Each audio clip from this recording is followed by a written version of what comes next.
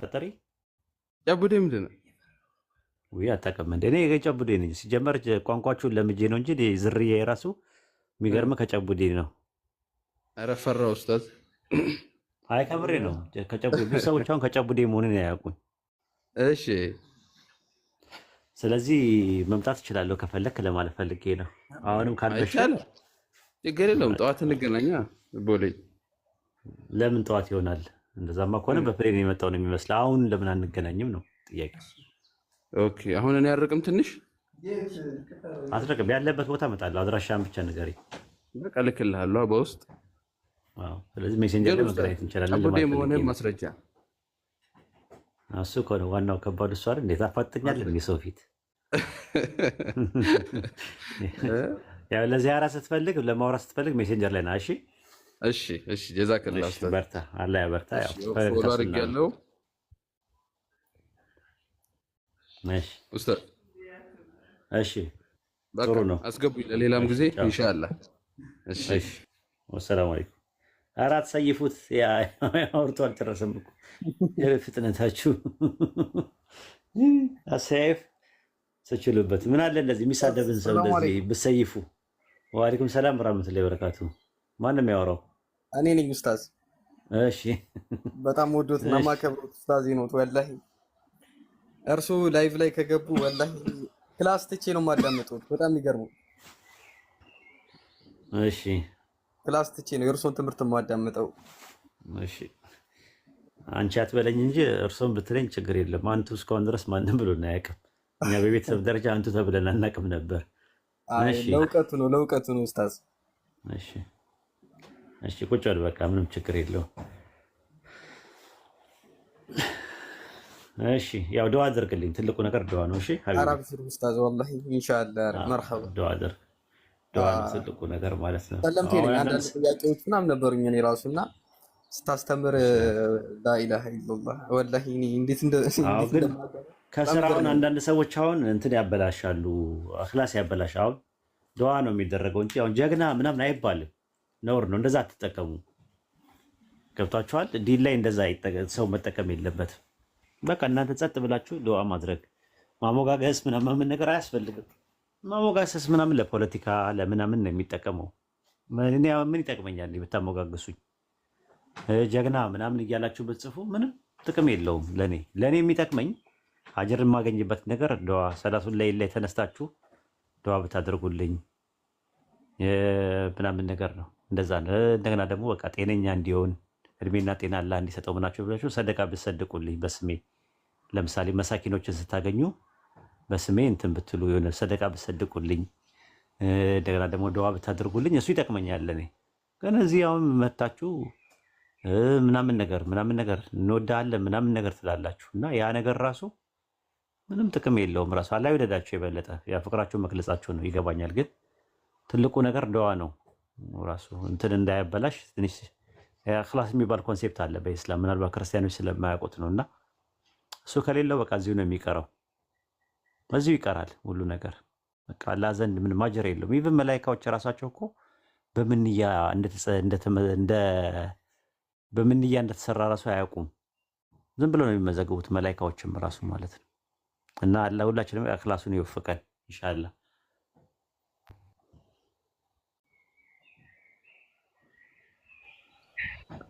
ሚማ ወይስ ሰላም ነው? ሰላም ነኝ አለሁ። ሚማ ማነሽ? ቤዚ ነሽ እንዴ? አዎ ቤዚ ነኝ። ስም ቀየርሽ? አዎ የልጅነት ስሜን አድርጌው ነው። ኧረ በለው አልተቻልሽም። ደግሞ ሰሞኑን አምሮብሻል ማሻአላ። ሂጃቡ እኮ በጣም ነው። እኔ እኮ ማን ነው ብዬ እሷ ናት ምናምን ብለውኝ እኔ ያው እኔ አላየሁሽም ነበር እንደዚህ። በነገራችን ላይ ከፍቼ አላይም እኔ። በቪዲዮ ግን ለቀውት አየሁሽ እና ማሻአላ ሂጃብ ደግሞ ያምርብሻል። ስትር ስትይ ማለት ነው። ውንጭፍጭፍ አልሽ እኮ በአንዴ። ውንጭፍጭፍ አልሽ በአንዴ። ሻሃዳ ደግሞ በትይዘ ደግሞ የበለጠ ያምርብሻል። ኑር ማሻአላ። ሻሃዳሽ ሰለምሽ እንዴ? አዎ ሰልም ያለ ሙስሊም እኮ ነኝ። መቼ ነው የሰለምሽው? ሻሃዳ ያልሽው እንዴ ሙስሊም ነኝ ብዬ እኮ ከተናገርኩኝ እኮ ቆየሁኝ። መናገር ሳይሆን ሻሃዳ ይዘሻል ወይ? ላኢላሃ ኢለላህ የሚለውን ገመዱን ይዘሻል ወይ? እኔ ያልኩትኝ እኔ እንደዚህ ሚዲያ ላይ ወይ ደግሞ ሰው እንደዚህ በይ እንደዚህ ምን ተከታይ ብሎኝ ሳይሆን በራሴ ሙስሊም ነኝ እኔ አላህ እከተልካለሁ፣ ትእዛዝክን አከብራለሁ፣ ካንተ ሌላ አምላክ የለም ብዬ እሱን ተከትያለሁ። በቃ ይሄንን እኮ ሻሃዳ ለምን አትይዥም? ሻሃዳ ማለት ይኸውልሽ ምን መሰለሽ፣ ሻሃዳ አንድ ሰው ላኢላሃ ኢለላህ ሙሐመድ ረሱሉላህ ብሎ መመስከር አለበት። ሙስሊም ደግሞ ወደ ኢስላም የሚያስገባው ቁልፉ እሱ ነው። የግድ እዚህ መያዝ ላይ ይጠበቅብሽ ይችላል። እኔም ላላስይዝ ይችላለሁ። ጃቢርም ሊሆን ይችላል። አስቢበትና ሻሃዳ ሳይዝ አንድ ሰው ወደ ኢስላም መግባት አይችልም። አምናለሁ ብሎ ጥግ ላይ ሆነው ማለት ነው። ራሱን በራሱ ሻሃዳ አይዝም አንድ ሰው። እንዴ እኔ የምከተለው ኡስታዝ፣ እኔ የምከተለው አምላክን አላህን ነው አይደለ? ቁርአኑን ነው። ቁርአኑን ታምኝበታለሽ? አዎ አምናለሁ። ግን እኔ ቁርአኑና ሐዲሱ ላይ ሻሃዳ መያዝ እንዳለብሽ ይናገራል። ስለዚህ ሻሃዳ መያዝ አለብሽ ነው የምነግርሽ። እንግዲህ በእስልምና ከሆነ የምታምኘው እኮ ያላመንኩበትን ነገር በቃ አምኛለሁ ብዬ ተቀብዬ መያዝ አለ። እኔ በአላህ አምናለሁ። አላህ አይደለም እውቀቱ መጀመሪያ ይኸውልሽ፣ እውቀቱ ሙስሊም የሚባለው አንድ ሰው ሻሃዳ ሲይዝ ነው ብዬሻለሁ። አርካኑ ኢስላምን ሲያሟላ ነው ሙስሊም የሚባለው። አርካኑ ኢስላምን ሲያሟላ ሙስሊም ይባላል። አርካኑ ኢስላም ደግሞ ተጠቅሰዋል። 5 ነገሮች ተጠቅሰዋል። የመጀመሪያው ሻሃደተይን ነው። ሁለተኛው ነገር ደግሞ የጾም ነው፣ ማነው ሰላት ነው። ሶስተኛው ዘካ ነው። አራተኛው ጾም ነው። አምስተኛው ደግሞ ሀጅ ነው። እነዚህ በ5ቱ አንድ ሰው ነገሮች ማድረግ አለበት ሙስሊም ሲሆን ማለት ነው። የሚገባው ግን መግቢያው በሩ ሻሃዳ ነው። ላኢላሃ ኢለላህ ብለሽ ካላልሽ ወደዛ መግባት አትችይም። ሙስሊም ነኝ ስላልሽ ብቻ ማለት ነው። አሁን ለምሳሌ ሶላት ትሰግጃለሽ? ሶላት መስገድ ጀመረሻል? አይ አልጀመርኩም። ቅድም ስንትናን ማነው ኢብራሂምን እየጠየቅኩት ነበረ ሰላት ለመስገድ። ያው አውቃለሁ ጓደኞቼ ሲሰግዱ እንደሚተጣጠቡ ምናምን አውቃለሁ፣ ታጥበው እንደሚሰግዱ አውቃለሁ። ግን ማድረግ በደንብ ያለብኝ ምንድን ነው ብዬ እየጠየቅኩት እንዳጋጣሚ እኮ መጀመሪያ በሻሃደተይን መግባት አለብሽ ነው የምልሽ። ሰላቱ ራሱ ተቀባይነት የለውም ብታረጊም። መጀመሪያ ሻሃዳ መያዝ አለብሽ። ሻሃዳ ከያዝሽ በኋላ ነው ቀጥሎ ሰላቱ እንትን የሚለው ማለት ነው። ሰላቱ የሚሰራው ማለት ነው። ጾሙ ምንም የሚሰራው አላህ ዘንድ ተቀባይነት እንዲያገኝ ደግሞ ኢባዳችን 3 መስፈርት ነብዩ መሐመድን ለምን በደንብ መቀበል እንዳለብኝ አላህን ራሴ አምኝበትና ደግሞ ከሰማሁ እኮ ሰለላሁ ዐለይሂ አዎ እንደዛ ቆያ አላህ የምትቀበይ ከሆነ አላህ በቁርአን ውስጥ የነገረውን ያላ ንግግር ትቀበያለሽ። አላህ ደግሞ በረሱል ሰለላሁ ዐለይሂ ወሰለም ማመን አለበት። አንድ ሰው ካላመነ ጀነት አይገባም፣ ጀሃነም ነው የሚገባው። አላህን አምናለሁ ብሎ የላከውን መልእክተኛ አልቀበልም ካለ ጀሃነም ነው የሚገባው። አላህ ይጠብቅሽ ከጀሃነም፣ ቤተሰቦችሽንም አላህ ይጠብቅልሽ። እና ምንድነው የሚሆነው? ረሱል ሰለላሁ ዐለይሂ ወሰለም ላይ ጥያቄ ካለሽ ማቅረብ ነው ያለብሽ። ምንም ነገር ተሳቲ ማለት ጥያቄሽን ሳጨርሺ ሻሃዳ መያዝ የለብሽም። ጥያቄ ያለኝ ብለሽ የምትይው በቃ ይሄ መሰረታዊ ጥያቄ ነው ተመልሶልኛል፣ ውስጤ ረክቷል ስትይ ሻሃዳ ትይዣለሽ ኢንሻአላህ። አሁን ጥያቄሽን አቅርቢ። አይኔ ስለ ነብዩ መሐመድ ነው በቃ እሱን ችግር የለም። በደንብ ስለሳቸው ማወቅ ያለብኝን ሳቅ እንግዲህ እንዳላችሁን ግዴታ ከሆነ አረጋግጥ። ጥያቄሽን አቅርቢ እስቲ፣ ጥያቄዎችሽን አቅርቢ። ረሱል ላይ ያለሽ ረሱልን እንዳትቀበይ ያደረገሽ ነገር ምንድነው? ይሄ ከሌ ብለሽ እንትን በይና እንትን በይ። በቃ ሌላ እኮ ምንም ነገር የለውም። ኦንቶሎጂካሊ ሰው ናቸው እንዳንቺ። ኡስታዝ ነብይ እኮ እንደሆኑ እኮ አምናለሁ እኔ። ነብይነታቸውን እኮ አልካድኩም፣ ነብይ ናቸው። ግን አንድ አምላክን ለመከተል ለምንድን ነው የግዴታ እሳቸው መቀበል ያለብኝ ነው እንጂ እኔ ችግር እኮ ነብይ መሆናቸውማ በደንብ አድርጌ ቁርአኑ ስለሚለው አላህ ነው ተቀበሉ ብሎ ያለው። አላህ ነው ተቀበሉ የሚለው አላህ ነው ተቀበሉ ብሎ ያለው። እሺ ለዛ ነው። ከዛ አንፃር ነው ምንም እንትን የሚለው ነገር የለም። ስለዚህ ሻሃዳ መያዝ ከፈለሽ መያዝ ትቻለሽ። አሁን አይ አሊያ መቆየት ፈልጋለሁ ካልሽ እንትንሽ ነው። ጥያቄ ያለኝም ካልሽ ጥያቄሽን አስተናግድ። አንቺ ውስጥሽን የሚሰማሽ ነገር ብቻ አድርጊ። እሺ እኔ ደግሞ ሻሃዳ ያዝኩኝ ስትይኝ ምንድነው ሰለም ያለው ስትይኝ ሻሃዳ ያዝሽ መስሎኝ ነው። በራስሽ መንገድ ነው እንትን የምትይው። ፕሪንሲፕል አለው ኢስላም። በፕሪንሲፕሉ መሰረት ነው የምንሄደው። እሺ እሺ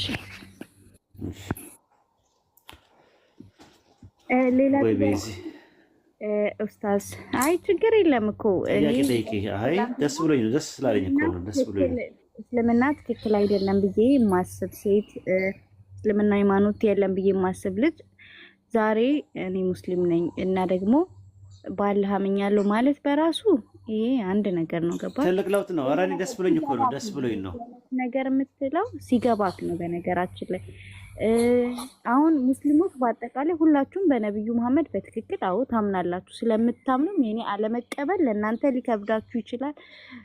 ኧረ ችግር የለውም። አንቺ እኮ ራስሽ እዚህ መኖርሽ ራሱ እኮ ለእኛ ማለፊያ ነው፣ ድምቀታችን ነሽ። ዝም ብለሽ ራሱ ብትቀመጭ ራሱ እንትን ነው ራሱ ማለት ነው። በቃ ጸባይሽ ደስ ይላል፣ ደረባባ ነሽ፣ ቀበኛም ቃተኛም ሞገደኛም አይደለሽም። በጣም በቃ ስትር ያልሽ ነሽ እኮ ብዙ ነገሮች የሙስሊም ነው የምትመስዩ። ስለዚህ በጣም ጥሩ ጥሩ ነገሮች አሉሽ እና ጥሩ ጥሩ ነገሮችን ነው ደግሞ የምታሳልጭው። ደግሞ በጣም ስነ ስርዓት ያላት አዳማጭ ደርባባ ነሽ አንቺ። አሁን በቃ የሚቆልሽ አንቺ ያገመዱን ይዘሽ ከሙስሊሞች ጋር መቀላቀል ብቻ ነው የሚጎልሽ እና ኢንሻላህ አብሽሪ፣ በርቺ። እሺ ጥያቄ ካለሽ ማንኛውም ጥያቄ መጠየቅ ነው። እኛ እንደ አንድ ነገር ነው የምናስበው። ላኢላሃ ኢለላህ የሚለውን ገመድ ይዘው ሰዎች ከጀሃነም ነፃ እንዲወጡ እንፈልጋለን። አይ ምርጫችን እሱ አይደለም ካሉ ደግሞ በአላህና በእነሱ መካከል እንተዋዋለን ጉዳዩ። በአንቺና በጌታሽ መካከል ነው ምንቶ። ከዛ በኋላ ምን ትሆኛለሽ? ጥሩ ጎረቤት፣ ጥሩ ቤተሰብ፣ ጥሩ ጓደኛ ሆነች መኖር ይቻላል። የጋራ እሴት አለን እኮ ሰው መሆን ራሱ የጋራ እሴት ነው። ኢትዮጵያዊነት የጋራ እሴት ነው። ተመሳሳይ ባህል፣ ተመሳሳይ ቋንቋ፣ ተመሳሳይ ሙዳየ ቃላት እየተጠቀምን እየኖርን ያለ ነው። ስለዚህ ከዛ አንጻር ነው የምናስተናግድሽ። አብሽሪ። ጥያቄ ካለሽ ጥያቄሽን እናስተናግዳለን። ከሌለሽ ደግሞ ለሌሎችም ሰዎች እድል እንሰጣለን። ጥያቄሽን አቅርቢ። እሺ፣ ጥያቄ ምን እንደሆነ ታውቃለህ ኡስታዝ? አላህ ፈጣሪ ማለት ሶሪ፣ ፈጣሪ ጾታ አለ የለውም? ወንድም ሴትም አይደለም አላህ። ኦኬ፣ አይ አላህ ሳይሆን ፈጣሪ ለማለት ነው። ይቅርታ፣ ፈጣሪ ጾታ የለውም፣ ወንድም ሴትም አይደለም። እሺ፣ ለምንድን ነው ታዲያ ብዙ ጊዜ ፈጣሪ እንደዚህ ያደረገ እንደዚህ አለ እንደዚህ ሆነ ብለን ምንለው?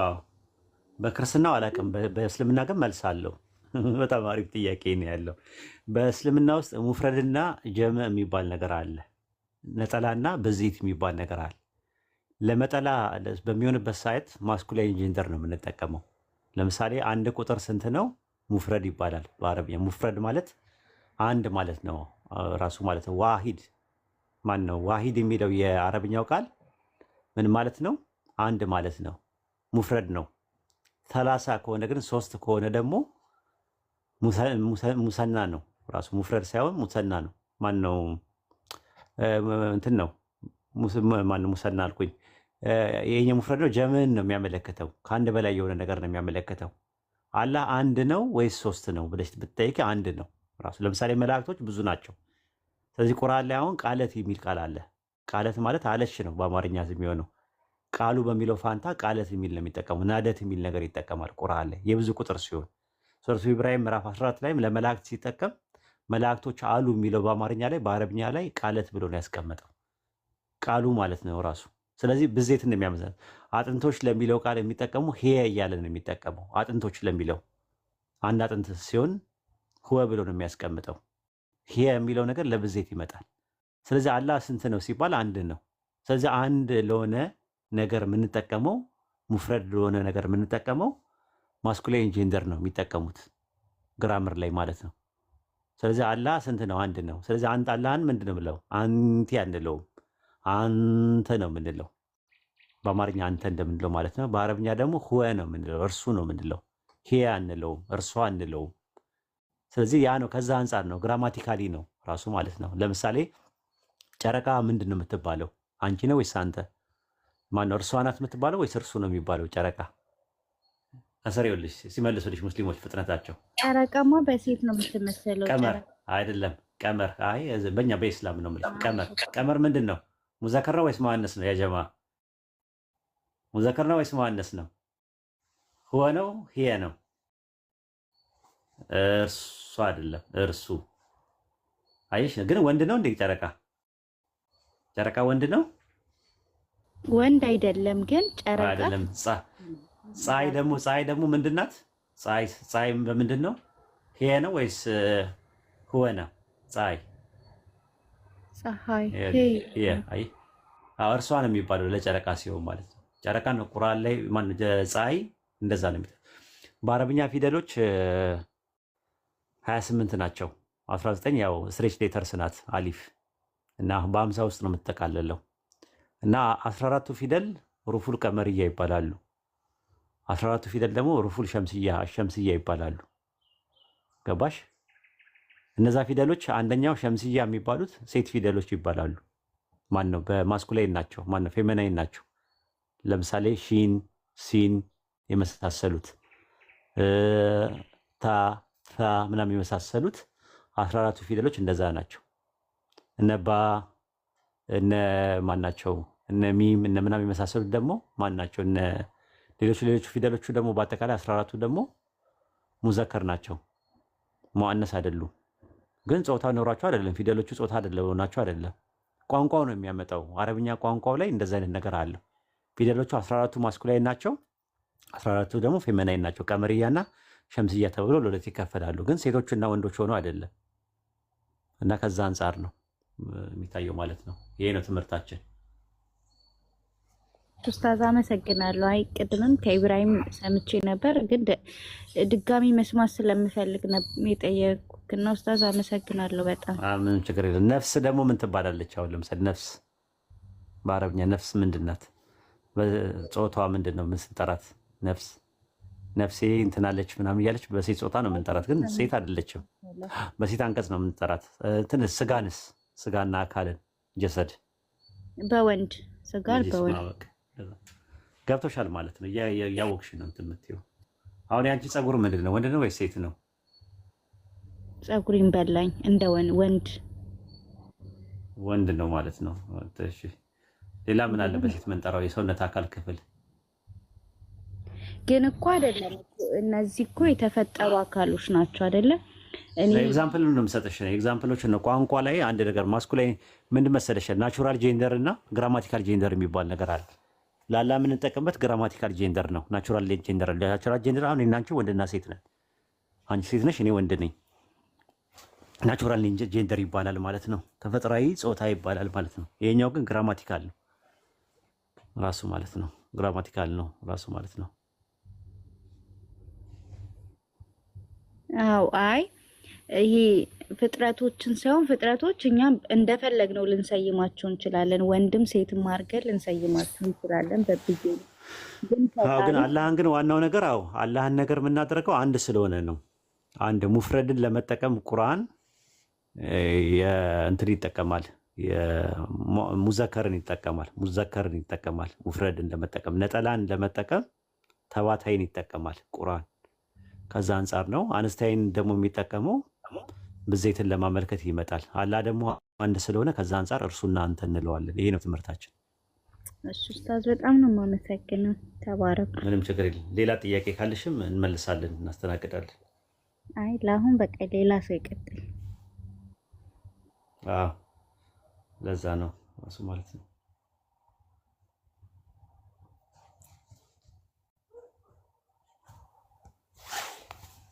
ክርስቲያኖች ካላችሁ መጠየቅ አቶ ረጂ እዚህ ሁኚና እንትን በይ ቦታ አለ። ሂባም ወርዳለች። መግባት የምትፈልጉ አንዳንድ አሳዩና አድሚኖች ያስገቧችሁ።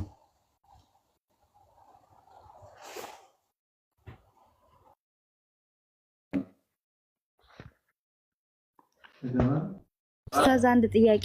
ሰላም አለይኩም። ሰላም ወራህመቱላሂ ወበረካቱ። ሙስሊም ነህ? አዎ ኡስታዝ። እሺ አንዴ እናስተናግዳት እና እሷን እንትን ላለን ሚማ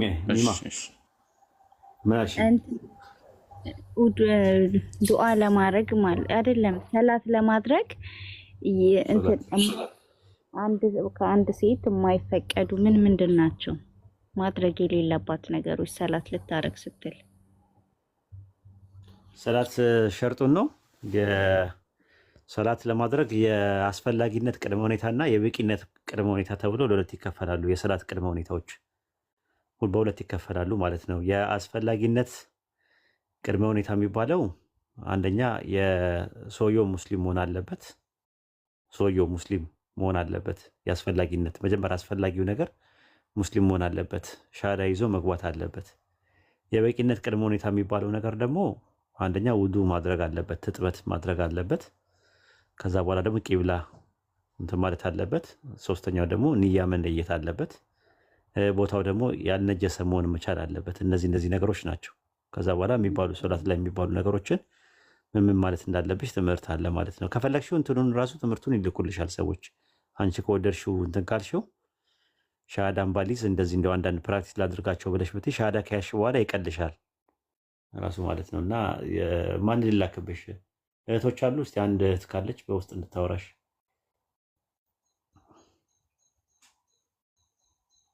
ችግር የለም። ዛህራን እንትን እላታለሁ። በቃ ዛህራን አግኛትና እንትን ትልሻለች፣ ታሳይሻለች። በኋላ ላይ ሻሃዳ ስትይዥ ይቀልሻል። እንደውም ከአሁኑ ቶሎ ትማሪያለሽ። እኛ ጋር ቢሆን የሰላት ላይ ያሉት ቅድመ ሁኔታዎች፣ የሰላት ቅድመ ሁኔታዎች በሁለት ይከፈላሉ። የበቂነት ቅድመ ሁኔታ እና የአስፈላጊነት ቅድመ ሁኔታ፣ የፕሪኮንዲሽን ማለት ነው። ኢሴንሻል ፕሪኮንዲሽን እና ሰፊሽንት ፕሪኮንዲሽን ተብሎ ለሁለት ይከፈላሉ። እና በደንብ ትማሪያለሽ እኛ ጋር ማለት ነው ኢንሻአላህ። እሺ፣ ግን የግዴታ ናት ሴት ናት ማስተማር? እኔ ከሴት ልጅ ወንድ ልጅ ይቀለኛል እና ከወንዶቹ ጋር ማውራት አልችልም ኡስታዝ? ይሄ ሊሉክልኝ ያስተምሩሻል። ግን ሴት ብትሆን ይቀላል ከሚለው ነው እንጂ ያው ወንድም ቢያስተምርሽ ይችላል። ያው ወይድ ብቻ ነው ማስተማር የማይችለው እንጂ ሌሎቹ ያስተምሩሻል። ያው ጊዜ ስለሌለው ወይድ ማስተማር አይችልም። ከዛ በተረፈ ሌሎቹ ኢብራሂም ማን ነው ያሲን ምናምን ላይክ እነሱ እንትን ሲሉ ስለሚገባኝ ያሲን ከያሲን ጋር ተገናኝ፣ ችግር የለም። ያሲን ራሱ ጎበዝ ነው። ያሲንን አግኘውና አንዳንድ ነገሮችን ይላክልሽ የሚያስፈልግሽን። እሺ፣ አመሰግናለሁ።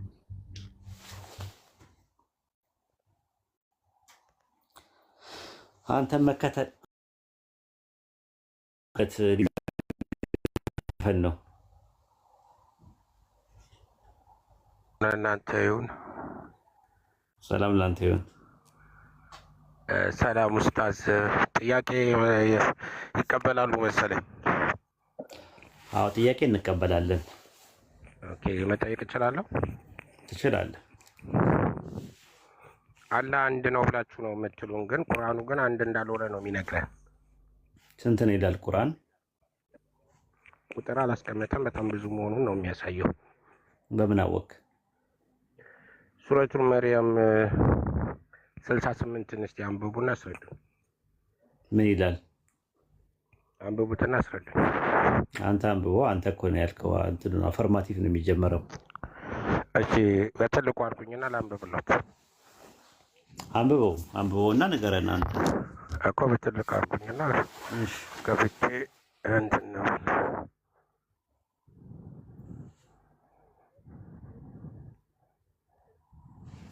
ቃሉን እኮ እንትን ማለት ትችላለህ። ምን ማለት እንትን እንደሆነ ነው። አይ ለለጥፈሎትና እንድናውቀው ማለት አይቻልም። እንደዛ ሳትጥፎት መናገር ትችላለህ እኮ ቃሉ እንደዚህ ይላል ብለህ እዚህ ላይ ምዕራፍ 19:68 ላይ እኮ አንብበውና ንገረን ስለምናውቀው።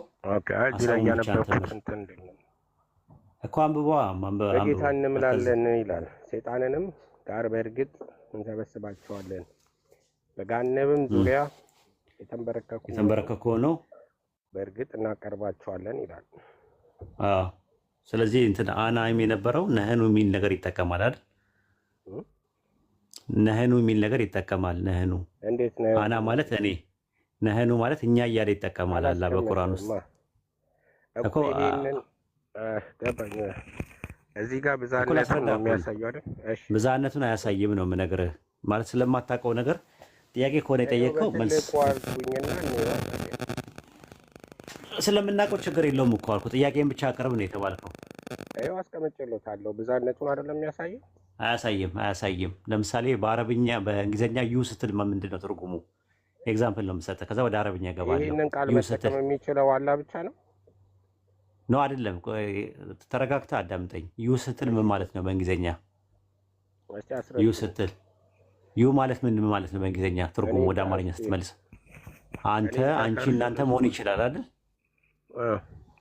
አይደለም መሆን ይችላል አይደል? ይችላል።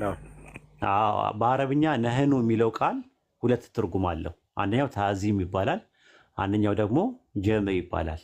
አንደኛው ብዜትን ለማመልከት ይመጣል፣ አንደኛው ደግሞ ግነትን ለማመልከት ይመጣል። ልክ በአረብኛ ላይ በእንግሊዝኛ ላይ ዩ ስትል አንተ፣ አንቺ፣ እናንተ የሚለው ነገር እንዳለ ሁሉ በአረብኛ ግራመር አምላካችን አላህ ቁርአን ያወረደው በአረብኛ ግራመር ነው። በአረብኛ ግራመር ውስጥ ደግሞ አና እኔ ማለት ነው። እኔ የሚለው አንዱ ፐርሰን ግነትን ለማመልከት ነህኑ የሚል ነገር ይጠቀማል። አና ነው አና ግራም አና የሚል አና ማለት እኔ ማለት ነው። ከዛ ነህኑ ደግሞ ሲሆን ደግሞ እኛ ማለት ነው። እኛነት በሁለት ይከፈላል በአረብኛ። አንደኛው ታዚም የሚባለው ነገር ወይም ደግሞ መልቲቲዩድ ሳይሆን አምፕሊቲዩድ ይባላል በእንግሊዝኛ፣ ወይም ደግሞ ግነት ይባላል። ሁለተኛው ነገር ደግሞ እንትን ይሆናል። በምንድን ነው የምናውቀው ብለን ስንል በሁለት መከፈሉ ሁለተኛ መደብ ላይ እና ሶስተኛ መደብ ላይ ያለው ነገር ነው። አሁን ለምሳሌ የመጀመሪያ መደብ ላይ አላህ ላኢላሃ ኢላ አና ይላል። ከኔ በቀር ሌላ አምላክ የለም ይላል። አና የሚለው ነገር ሙፍረድ ነው ወይስ ጀምዕ ነው? አና እኔ የሚለው ነገር ነጠላ ነው ወይስ ብዜት ነው? እኔ ካለ እኮ ራስነቱን እየገለጸ ነው እኮ። እኔ ሲል ስንት ፐርሰንት ነው? ግን ብዛቱን እኔ ሲል እኮ ራሱን ነው። አነ የሚባል አነ ሳይሆን አና በል እስቲ፣ አና በል እኮ። አሁን እንዳስረዳኸኝ እኮ ይኸውልህ ምን አልከኝ መሰለህ? እኔ ካለ አንድነትን ነው የምገልጸው። እኔ ስትል አንተ ስለ ራስህ ነው። አንድ ፐርሰንት ነው። አንድ ፐርሰንት ነው። እኛ ካለን ግን ስለ አንተ ብቻነትን አይደለም። ቆይ ተረጋጋ። እንዴት 1% ነው ትናለህ? ቆይ ተረጋጋ። መጀመሪያ መረጋጋት። አንደኛ ጥያቄ ከሆነ የምጠይቀው ልመልስልህ እችላለሁ፣ ግን ምንድነው ሙግት ከሆነ እውቀቱ እንዴት ልቀበልህ እኮ። ተረጋጋ። እየነገርኩህ እኮ ነው ያለው። በል ውረድ። እንደዚህ አይነት ሰው ከባድ ነው ማውራት። ይውረድና ታች ወርደህ ታብታብ አድርግ። ለመርዳት ካልመጣ ያስቸግራል እንደዚህ አይነት ነገር። ሌላ ሰው አስገቡ እስቲ፣ ሌላ ሰው አስገቡና ቀጥል። አቡ ጥያቄ ያላችሁ ክርስቲያን ወገኖች አንድ ቁጥር ጻፍ፣ መግባት የምትፈልጉ ከሆነ ጥያቄ ካላችሁ። የበቀደሙን የለቀቀው ቪዲዮ ላይ የትኛው ቪዲዮ አለው? ይሰማል። ይሄ በስላሴው ምናምን ቡዲዝም ሂንዱይዝም የሚለው ላይ እሱን አይቼው ነበር። እና ቆይ እሱ ሀሳብ የመጣ አሁን ለምሳሌ ክርስቲያኖች ይህን ስላሴ የሚለውን ሀሳብ የወሰዱት ከዛ ነው ወይስ? አይ ከዛ ነው ሳይሆን ከዛ ጋር ይመሳሰላል ነው። ቀደም ብሎ ስላሴ ትምህርት ነበረ። ስላሴ ትምህርት ከመዳበሩ በፊት ይሄ ትምህርት ሂንዱ ትምህርት ውስጥ አለ ነው ፖይንታችን። ሶስት አካላት አንድ መለኮትን ይቋደሳሉ የሚለው ሼር ያደርጋሉ የሚለው ትምህርት ነበረ ነው። ኦኬ ግልጽ ነው። እንደዛ ነው ከዛ ነው የወሰዱት ለማለት ነው ከራሳቸው። ከዛ በፊትም ነበረ ራሱ ከግሪክም ከሮምም ምናምን ነበረ። ሶስት ነገሮች ሶስት አካላቶች አንድ መለኮትን ይቋደሳሉ የሚለው ትምህርት ቀደም ብሎ የስላሴ ትምህርት ክርስቲያኖች ከማስተማራቸው በፊትም ነበረ ነው እኛ እያልን ያለ ነው። ኦኬ አሁን ቆይ የክርስቲያኖችን ስላሴ ያመጣው ይሄ የኒቅያ ጉባኤ የሚባለው ነው? መጀመሪያ ኒቅያ ጉባኤ ላይ የክርስቶስን አምላክነት ነው እግዚአብሔር ወልድ አሉት። 381 ደግሞ የቆስጠንጥንያ ጉባኤ ላይ ደግሞ እግዚአብሔር መንፈስ ቅዱስ አሉት። ስለዚህ ሶስተኛውን አካል አደረጉ ማለት ነው። ከዛ በኋላ እግዚአብሔር አብ፣ እግዚአብሔር ወልድ፣ እግዚአብሔር መንፈስ ቅዱስ አሉ። ዶክተር ሻቢር፣ ዶክተር ዛኪር፣ ዶክተር ፊሊፕ ስንት ዶክተሮች አሉ? 3 ዶክተሮች። እንደዛ ማለት ነው። እንደዛ ነው። እግዚአብሔር አብ፣ እግዚአብሔር ወልድ፣ እግዚአብሔር መንፈስ ቅዱስ ይባላሉ። ሰው የሆነውና የሞተው ማን ነው? በነሱ ትምህርት ኢየሱስ አይደለም። ከእግዚአብሔር አብ፣ ከእግዚአብሔር ወልድ፣ ከእግዚአብሔር መንፈስ ቅዱስ የትኛው እግዚአብሔር ነው? ወልድ። ስለዚህ ሰው ያልሆኑ ደግሞ ስንት አሉ? የቀሩ 2 አሉ ማለት ነው። 2 አሉ። ማናማ? እግዚአብሔር አብና እግዚአብሔር መንፈስ ቅዱስ። ሁለተኛው እግዚአብሔርና ሶስተኛው እግዚአብሔር የሚለገም አለው እነሱ ላይ። ዚቅ ላይ የስላሴ ዋዜማ ላይ የሚባለው እንደዛ ነው። በአንዱ እግዚአብሔር እናምናለን ሰማይና ምድር በፈጠረ፣ በሁለተኛው እግዚአብሔር እናምናለን እምቅድመ ዓለም በአምላክነቱ ከአብ የተወለደ፣ በሶስተኛው እግዚአብሔር እናምናለን ሁሉን በእንትን ምናምን ተብሎ ይቀመጣል። በሶስተኛው እግዚአብሔር እያሉ ሁለተኛው እግዚአብሔር እያሉ ከዛ በኋላ አንድ እግዚአብሔር ነው ማለት አይቻልም። አንድ እግዚአብሔር የሚባለው አብ ነው። ኦኬ ናግባ። ሌላ ጥያቄ መጠየቅ ይቻላል? ቆይ አንዴ ክርስቲያኖች እናስተናግድ እስቲ። ስሙ ማመኔ ናግባ። እና ገባ ስሙ ማመኔ ውሸት ያልከውን ነገር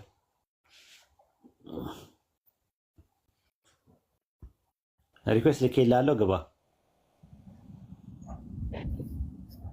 ኡስታዝ ኦዬ በቃ ለወርድ ነው አንድ ነገር ብቻ ደስ ብሎኝ ነበር አንድ ቃል ብቻ 5 ሰከንድ እንዲህ ድርቅ ያለ ሰው ሲመጣ እንደዚህ ማድረግ በጣም ደስ የሚል ነገር ነው አለም በደንብ ግዴታ በቃ ተንከባክበው ምናምን የሚያረጉት ነገር ያናደኛል ኡስታዝ ወላሂ ያመኛል ወላሂ ቅድም መኪና እየነዳ አቆምኩኝላ ተናድጄ በጣም ዝም ሲሉ ምናምን በጣም ነው የምናደደው ለመረዳት ወይ እውቀቱ የለውም ገባ እውቀቱ ከአርጎ አርጊመንት ከሆነ አርጊመንት ነው ይሄ ነገር ትክክል አይደለም የሚል ነገር አርጊመንት ማድረግ ያለበት እውቀቱ የለውም ጥያቄ ነው ያለኝ ካለ አያቅም ራሱ አነ ይላል ደግሞ አና ያልኩት አነ ይላል አያቅም የኔን ያልኩትን ለመድገም ሲፈልግ ማለት ነው አሁን እየተነገርኩት ነበረ አና የሚለው ነገር ሲንጉላር ሙፍረድ ነው አላ አንድ ነው ታዲያ እንደዛ ከሆነ ለምንድን ነው የሚጠቀመው ማለትም ነህኑ የሚለው ነገር ለምንድን ነው የሚጠቀመው ሲባል ብዜትን ለማመልከት አይደለም አላ የሚጠቀመው አላ ብዜትን ሳይሆን ግነትን ለማመልከት ነው ተአዚም ነው ብዬ ነው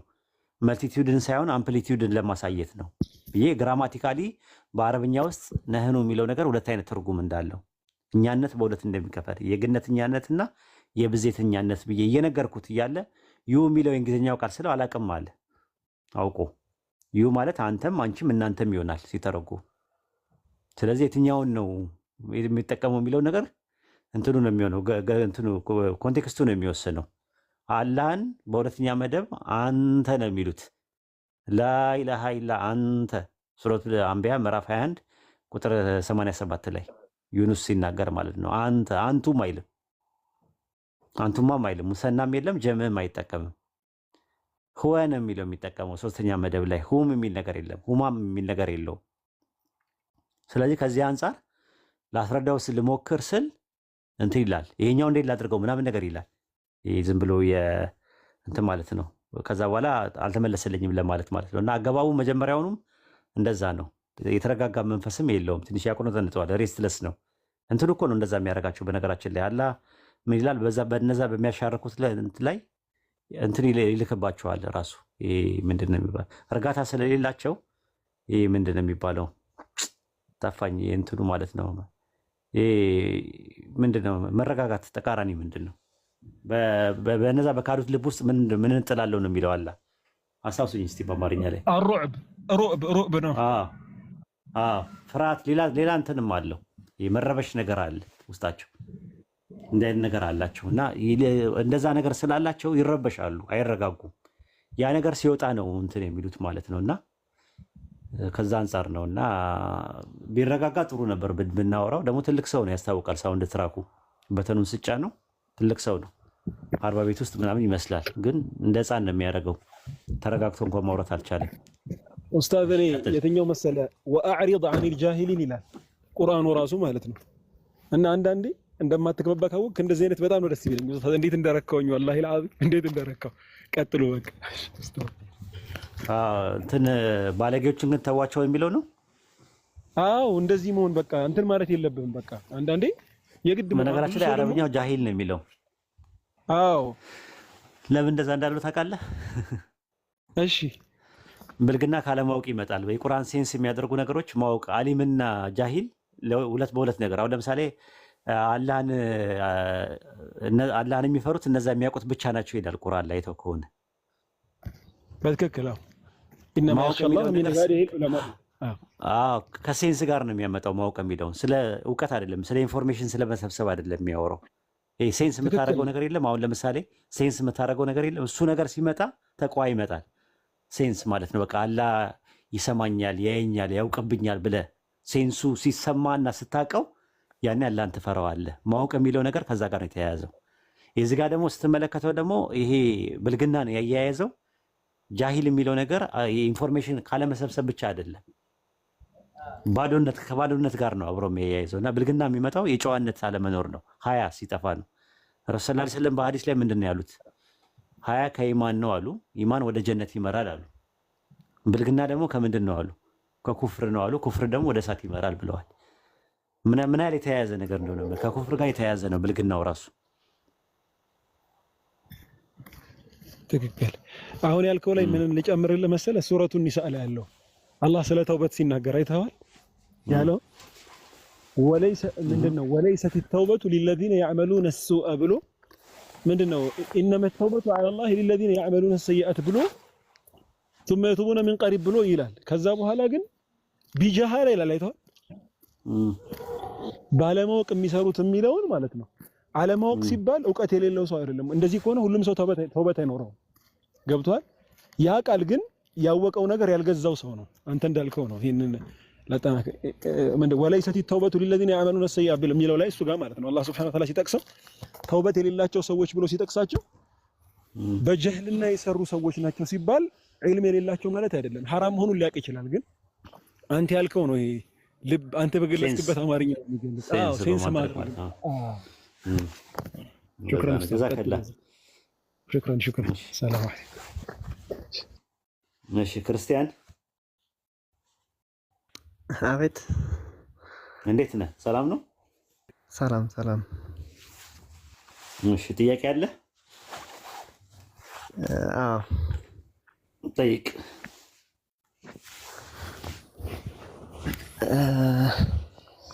እኔ ጥያቄ ምንድነው? ሐዲስና ቁርአን ልዩነቱ ምንድነው? አንድነቱስ? ቁርአን እንደ ቁርአን የወረደ ነው ሐዲስ ወይስ የሚለው ነበረ? ቁርአን የአምላካችን ያለ ንግግር ነው። በመላእክቱ ጅብሪል አማካኝነት የመጣ ነው። ቁርአን ሰዎች ሲቀሩት ኢባዳ ይፈጸምበታል፣ አጅር አለው። ቁርአን ለረሱል ሰለላሁ ዐለይሂ ወሰለም የተሰጠ ሙጂዛ ነው፣ ታምር ነው። ሐዲስ ደግሞ የረሱል ሰለላሁ ዐለይሂ ወሰለም ንግግር ነው። ሐሳቡ ብቻ ነው ያላህ፣ ሐሳቡ ያላህ ነው፣ ማዕናው ያላህ ነው። ለፍሱ ግን የረሱል ሰለላሁ ዐለይሂ ወሰለም ነው። ረሱል ሰለላሁ ዐለይሂ ወሰለም ሐሳቡን አላህ ይሰጣቸውና ምን ላይ ይሰጡበታል ወይ ቁርአንን ያብራሩበታል። አቂዳና ፊቂ በሆኑ ጉዳዮች ላይ የሚናገሩት ነገር በአጠቃላይ እንትኑ ሐሳቡ ካላህ ዘንድ የወረደ ነው። ንግግሩ ግን የሳቸው ነው። እንትኑ ቃሉ የሳቸው ነው። ሐሳቡ ግን ያላህ ነው። ራሱ ሐዲስ ራሱ የወረደ ነው ብለን ነው የምናምነው እኛ። ኦኬ። ነብዩ የተናገሩትን ቃል ሌሎች ነቢያቶች የጻፉት ነው ወይስ ወርዶ ነው እንደዚሁ እንደ ቁርአን መልአክ የመጣው? አይ የወረደው ሐሳቡ ነው ብያለሁ። ማዕናው ነው የረሱል ሰለላሁ ዐለይሂ ወሰለም የወረደላቸው ሐሳቡ ነው የወረደላቸው። ቃሉ ግን የሳቸው ነው። ሐሳቡ ያላህ ነው ወይ መልእክቱ ያላህ ነው። ቃሉ የሳቸው ነው። ኦኬ። ካላህ እየተቀበሉ የነሱ ሐሳቡን እንትን ይላል እሳቸው ያብራሩታል። ሐሳቡ ወይ መልእክቱ ያላህ ነው። ግን እንትኑ ግን ምንድን ነው? ቃሉ ግን የሳቸው ነው። አሁን ቁርአን ስትመለከተው ሙሉ ለሙሉ ያላህ ንግግር ነው። አላህ ነው የሚናገረው። በቁርአን ውስጥ ከአላህ ውጭ የሚናገር አካል የለም። ከአላህ ውጭ የሚናገር ማንነት የለም። ቁርአን ሙሉ ለሙሉ ያላህ ንግግር ነው። ኦኬ። ስለዚህ የእርሳቸው ቃል ሆኖ የተጻፈው ይሄ ወደ መጽሐፍ ወደ ጽሑፍ የተቀየረው በሌሎች ነቢያት ነው። ሰሃባዎች ናቸው የጻፉት። ደቀ መዛሙርቶቻቸው ናቸው የጻፉት። እሳቸው ማንበብና መጻፍ አይችሉም። ወደ 48 የሚደርሱ ጸሐፊ ነበራቸው ረሱል ሰለላሁ ዐለይሂ ወሰለም። ኦኬ። ይሄ ነው ጥያቄ። እሺ፣ አመሰግናለሁ። ምንም ሌላ አለ ጥያቄ?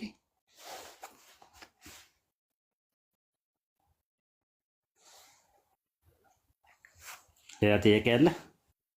እኔ እንኳን ይሄ ነበር ጥያቄ። እሺ፣ አመሰግናለሁ። ሌላ ጥያቄም ይኖረኛል። መቼ ነው የምትሰልመው ታዲያ? ምንድን ነው የያዘህ እንዳሰልም የሚያደርገህ ምንድን ነው? ብዙ ምክንያቶች አሉኝ፣ ግን እስቲ ቀስ እያልኩኝ። ኦኬ እሺ፣ ኢንሻአላህ በርታ፣ አትጥፋ። ፎሎ አድርገኝ እኔን። አድርጌያለሁ። ኦኬ። ስለዚህ ላይቭ ላይ ጥያቄ ሲኖር በወረቀትና በእስክሪብቶ ሊስታውት አድርጋቸውና ጻፈውና እና አትጥፋ። እሺ።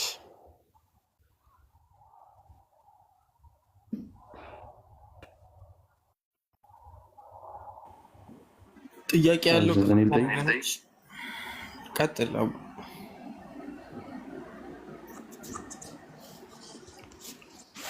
እኛ ቁጥር ጻፉና ባላችሁ። እሺ ኡስታዝ። እሺ እኛ አሁን ከሞትም በኋላ ነፍሳችን የት ነው የምትሆነው?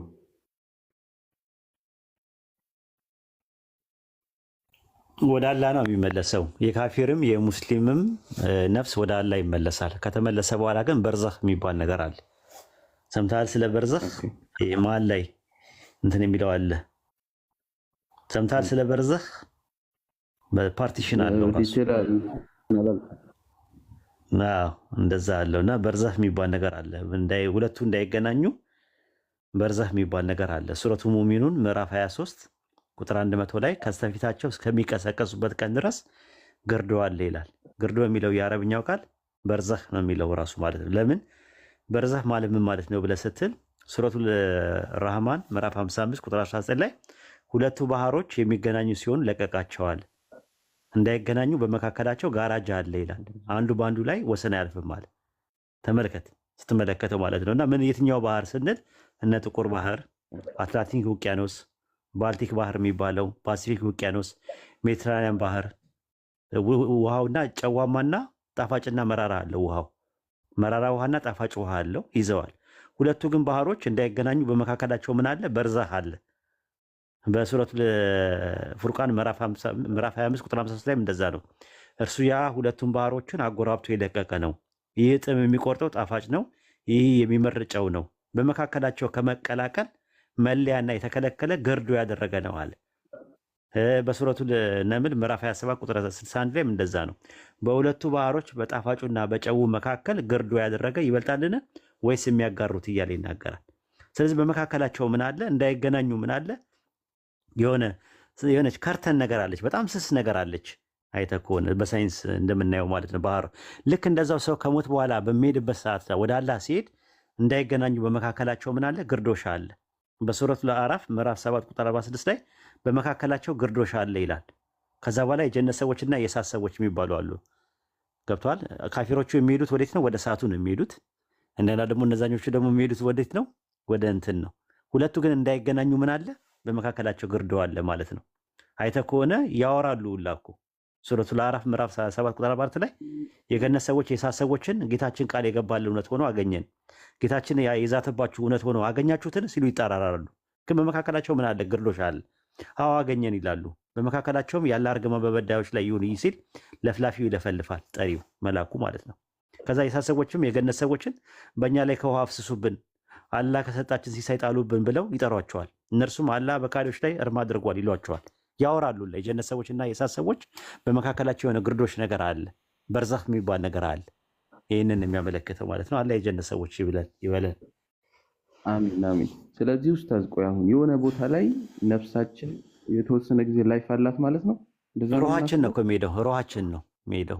ሩሃችን ነው። አዎ እሱ ነው የሚሄደው። አካላችንማ መቃብር ላይ ነው የሚቀረው።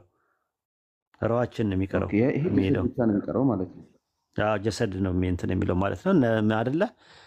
ነፍስን አላህ ነፍስን በሞት ጊዜ ይወስዳታል። ያቺ ያልሞተችውን ነፍስ ደግሞ በእንቅልፏ ጊዜ ይወስዳታል ይላል አይደል? ምን ማለት ነው? ትታውቀዋለህ? ይህን ትርጉም በጣም ይገርማል።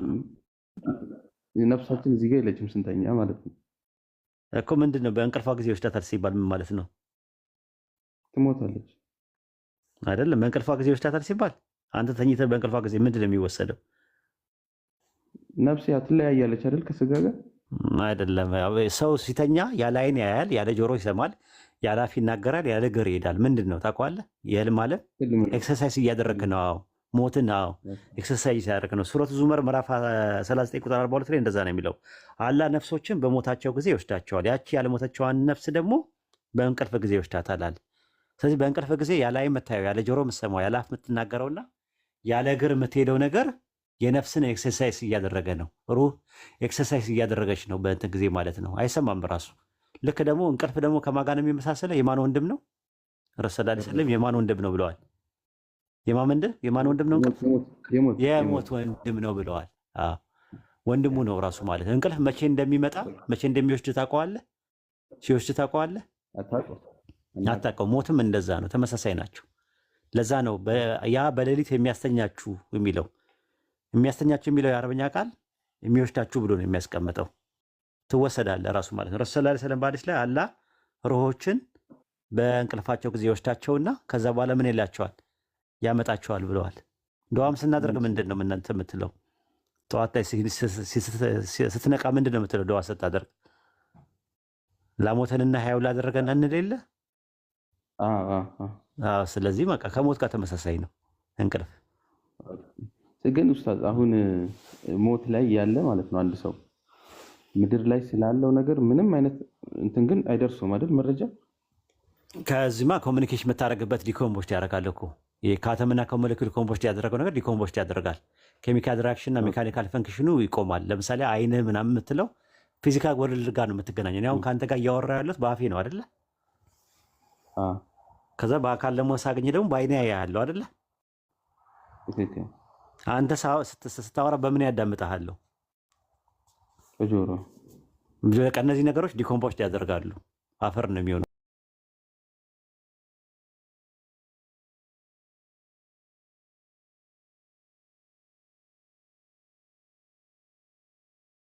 ነበር ኧረ ቀስቅሱት ምናምን ነው የሚባለው አይደለ? ታውቃለህ የሚካሄደው ነገር። ለዛ እኮ ነው የሞቱ ሰዎችን ማናገር የተከለከለው በኢስላም። ኮንታክት የላቸውም ከኛ ጋር። የሞቱ ሰዎችን ማናገር የተከለከለ ነው፣ ክልክል ነው፣ የተከለከለ። አሁን ማርያም አትሰማም። ማርያም አሁን አትሰማም። ኦርቶዶክሶች አሁን አያውቁም ይሄንን ነገር። ማርያም አትሰማም ራሱ።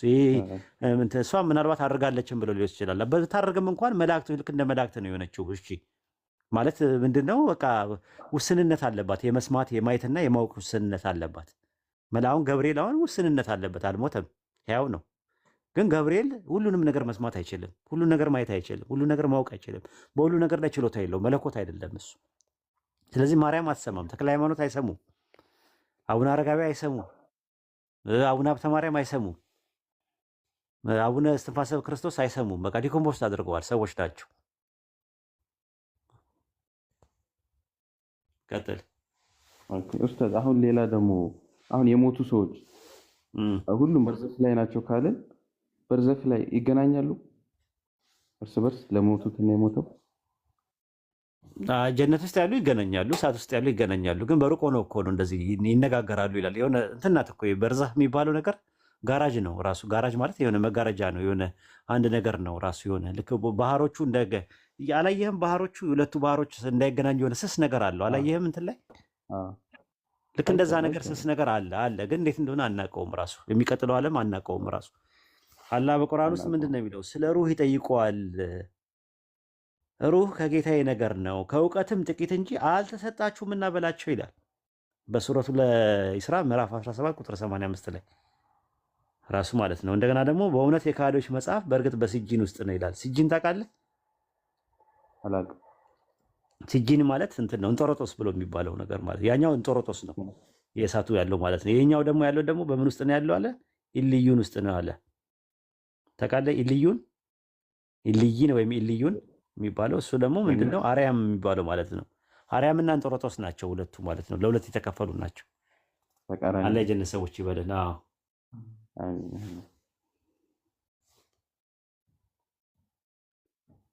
ኡስታዝ ሌላ ይቻላል ጥያቄ? ኦኬ ለእንግዳ ካለ እንግዲህ አላውቅም። እንግዲህ እንግዶች ካሉ ማውራት የሚፈልግ ሰው ካለም ማውራት ይችላል። አሰላሙ አለይኩም ኡስታዝ። ወአለይኩም ሰላም ወራህመቱላሂ ወበረካቱ። ዩሱፍ እኔ ልጠይቅ አንድ ጥያቄ ስላለኝ። እሺ ራእይ 1:8 ላይ ለአብ ነው ብሎ እየተናገረ ኮመንተሪ አለ ይሆን? ለአብ ነው ብሎ የተጠቀመው አለ። አንድ የቸርች ፋዘርስ ወጥ የሆነ አቋም የላቸውም። ይሁን ራዕየ ዮሐንስን እኮ ወጥ የሆነ አቋም የላቸውም። የማይቀበሉት ይበዛሉ። ራዕየ ዮሐንስን ከመነሻውኑ መጽሐፍ ራሱ ካናን አይደለም ብሎ የሚጨቃጨቁ ብዙ ናቸው። ግን ለማንኛውም ራዕየ ዮሐንስ ምዕራፍ 1 ቁጥር 8 ላይ ያለውን ለአብ የተጠቀመ ኮሜንተሪ አለው ካልከኝ አዎ አለ። ራሱ ማን ነው ካልክ ቤዴ ይባላል። በ735 ላይ የተጠቀሙ ማለት ነው። ሁይዝ ሂ ሃዝ ሴድ ዘ ሴም ቲንግስ ኦፍ ዘ ፋዘር ይላል። ጋድ ዘ ፋዘር ካም ይላል እና እግዚአብሔር አብ ይመጣል ብሎ ነው ያስቀመጠው። ገዘ ነው ቤዴ ይባላል። በ735 የማይቀበሉ ብዙ ናቸው ያሉት። ራሱ የማይቀበሉ አሉ ጎርጎርዮስ ዘንዚናዙ፣ ጎርጎርዮስ ዘኑሲስ አይቀበሉም። ለምሳሌ የቂሳሪያ አውሳቢዮስም አይቀበሉም ነበረ። ራሱ የመናፍቃን ስራ ነው ብለው የሚያምኑ ነበሩ። ኦኬ። አሁን ፕሮቴስታንት ውስጥ ያሉትስ? ማርቲን ሉተር አይቀበለውም ነበረ። ዝዊንግሊ አይቀበለውም ነበረ። ካልቪን አይቀበለውም ነበር። በኋላ ላይ ነው የተቀበሉት ያሉት። በኋላ ላይ እንትኖች የራዲካል ፕሮቴስታንቶች ናቸው የተቀበሉት። ራዲካል እና ማጂስትሪያል የሚባሉ ሪፎርመሮች አሉ። እነዛኞቹ የመጀመሪያዎቹ አይቀበሉትም ነበር። አይ ቲንክ እነ ሜኖናይት ምናምን የሚባሉት እነ መሰረት ክርስቶስ እንደነ ሙሉ ወንጌል በኢትዮጵያ የሚባሉት ሜኖናይት የሚባሉ ግሩፖች ናቸው። አይ ቲንክ ሙሉ ወንጌልን እርግጠኛ አይደለም፣ ግን መሰረት ክርስቶስ የሚባሉት ሜኖናይት ናቸው። እነ ሜኖናይት አናባፕቲዝም ምናምን የመሳሰሉት በኋላ ላይ መቀበል ጀመሩ ራይን እንጂ ራይን አይቀበልም። ማርቲን ሉተር አይቀበለውም። ማርቲን ሉተር ካልተቀበላቸው 4 መጽሐፍቶች መካከል አንደኛው ራዕየ ዮሐንስ ነው። ራዕየ ዮሐንስ፣ የዕብራውያን መልእክት፣ የያዕቆብ መልእክትና የይሁዳ መልእክት፣ እነዚህን 4ቱን አይቀበላቸውም ነበር። ካልቪን ራዕየ ዮሐንስን አይቀበልም ነበረ። ዝዊንግሊም አይቀበልም ነበር ሪፎርመሮች ውስጥ። ኦኬ ኡስታዝ፣ ቆይ ራዕየ ዮሐንስ ከሆነ ጸሐፊው ዮሐንስ ከሆነ ለምንድን ነው የማይቀበሉት? ራዕየ ዮሐንስን የጻፈው ዮሐንስ ራሱ አይደለም። አጨቃጫቂ ነው መጽሐፉ እዙ ማለት ነው። እና አጨቃጫቂ ነው። ማን የጻፈው በሚለው ላይ ጭቅጭቅ አለው። ራሱ ሌላ ዮሐንስ ነው የጻፈው በሚል አለ። ለራሱ አልጻፈውም ምናምን የሚል ጭቅጭቅ አለው ራሱን የቻለ። ኦኬ ማን ነው የጻፈው በሚለው ላይ ማን የጻፈው በሚለው ላይ ጭቅጭቅ አለ። ለምሳሌ የቂሳርያ አውሳቢዮስን አንድ ጽሑፍ ላንብብልህ ላውጣልህ። ቆይ ምን እንደሚል ስለ ራዕየ ዮሐንስ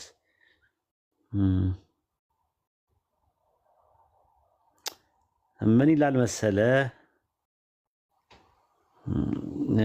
መሰለ ቸርች ሂስትሪ የሚባለው መጽሐፉ ላይ የቂሳርያ አውሳቢዮስ መጽሐፍ 7 ምዕራፍ 39 ቁጥር 7 ላይ እና አሁን የምንናገረው ፓፒያስ የሐዋርያት ንግግሮችን ከተከታዮቹ እንደተቀበለ ተናግሯል። ነገር ግን የአርስቶስና የሽማግሌ ዮሐንስ አዳማጭ እንደነበረ ተናግሯል። ሽማግሌ ዮሐንስ የሚባል አለ። ሽማግሌ ዮሐንስ የሚባል ደግሞ ሌላ ዮሐንስ ነው። እና ምን ይላል መሰለ እዛው ላይ ሲናገር ከአገላለጹ ይዘትም ከመጽሐፉም አጠቃላይ አፈጻጸም እኔ የምፈርደው አለ ያ የእርሱ ስራ እንዳልሆነ ነው። ወንጌላዊ ዮሐንስ ስሙም የትም ቦታ አልተጠቀሰም። ይሄ በወንጌል ሆነ በመልእክታትም በየትም ቦታ ስሙ የለም፣ ራሱን አልገለጸም ብሎ ነው የሚያስቀምጠው። ራዕየ ዮሐንስን የጻፈው ወንጌላዊ ዮሐንስ ነው ብሎ አላስቀመጠውም ራሱ ማለት ነው። እንደገና ደግሞ ምን ይላል ሌላ ቦታ ላይ ደግሞ ምዕራፍ 4 ቁጥር 25 ቁጥር 7 ላይ ምዕራፍ 25 ቁጥር 7 ላይ ምን አለ ቂሳርያ አውሳቢዮስ? ስለዚህ እርሱ ዮሐንስ ተባለ። ይህ መጽሐፍ የአንዱ ዮሐንስ ስራ ነው፣ አላስተባብልም። የቅዱስና ግን የዮሐንስ ስራ ነው እስማማለሁ። ነገር ግን የዮሐንስን ወንጌል እና ዓለም አቀፍ መልእክት የተጻፈው በሐዋርያው የዘብዴዎስ ልጅ በያዕቆብ ወንድም ሆኖ በቀላሉ መቀበል አልችልም አለ። ራዕየ ዮሐንስን የጻፈው እሱ ነው ብዬ አልቀበልም። ያ የዘብዴዎስ ልጅ የሆነው ዮሐንስ አይደለም አለ። ለምንድን ነው እንደዛ የሆነው ሲባል ሲናገር ምንድን ነው የሚለው? ምክንያቱ ሲናገር ማለት ነው።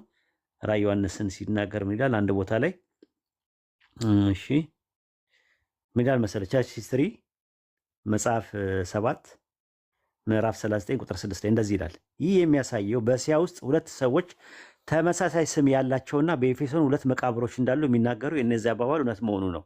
እያንዳንዱ ዛሬ ድረስ የዮሐንስ ይባላል። ይህ ማስተዋል አስፈላጊ ነው። በዮሐንስ ስም የተነገረው ራእይ ያየ የመጀመሪያ እንደሆነ ሊቀበል ባይወድ ይህ ሁለተኛው ሊሆን ይችላል አለ። ያኛው ዮሐንስ አይደለም፣ የዘብዴዎስ ልጅ ዮሐንስ ባይሆንም ሌላ ዮሐንስ ነው ብሎ ነው የሚያስቡት አለ። ከዛ በኋላ ምንድን ነው ብለን ስንል ታዲያ ምንድን ነው ችግሩ ብለን ስንል እንደዚህ ይላል ሲናገር፣ ውድቅ ከተደረጉ መጽሐፍት መካከል ደግሞ የጳውሎስ ስራ፣ ንላይ ዘሄርሜንስ፣ የጴጥሮስ ራእይ፣ የበርናባስ መልእክት እና እኔ እንዳልኩት የዮሐንስ ራእይ ይገኝበታል። ውድቅ ከተደረጉት መካከል በ393 በካርቴጅ በሎዶቅያ ጉባኤ ላይ ውድቅ ከተደረጉ መካከል ራዕየ ዮሐንስ ይከተታል። በጉባኤ ደረጃ የተወገዘ መጽሐፍ ነው። ታዲያ ምን አለ ሲቀጥል ምን አለ? ከኛ በፊት የነበሩ አንዳንዶቹ መጽሐፍቱን ወደ ጎን በመተው ሙሉ በሙሉ ውድቅ አድርገዋል አለ ሲናገር፣ ራዕየ ዮሐንስም ማለት ነው።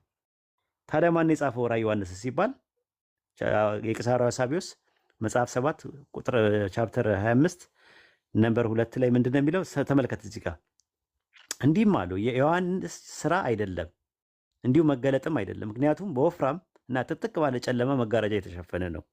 እነርሱ ከሐዋርያትና ከቅዱሳን አንዳቸውም ወይም ከቤተ ክርስቲያን ውስጥ አንድም ደራሲ እንዳልሆነ ያረጋገጡ። ነገር ግን ሴትሮን ከእርሱ በኋላ ሴትራውያን የተባለው አንጃ የመሰረተው ለስሙ ልብ ወለድ የተከበረ ስልጣን በመፈለግ ስሙን ቅድመ ቅጥያ ያደረገ ይላል። ሴትሮን የሚባል መናፍቅ አለ። ሴሪንቶስ የሚባል መናፍቅ አለ። እሱ ነው የጻፈው ብለው ነው የሚያምኑት። እሱ ነው የጻፈው።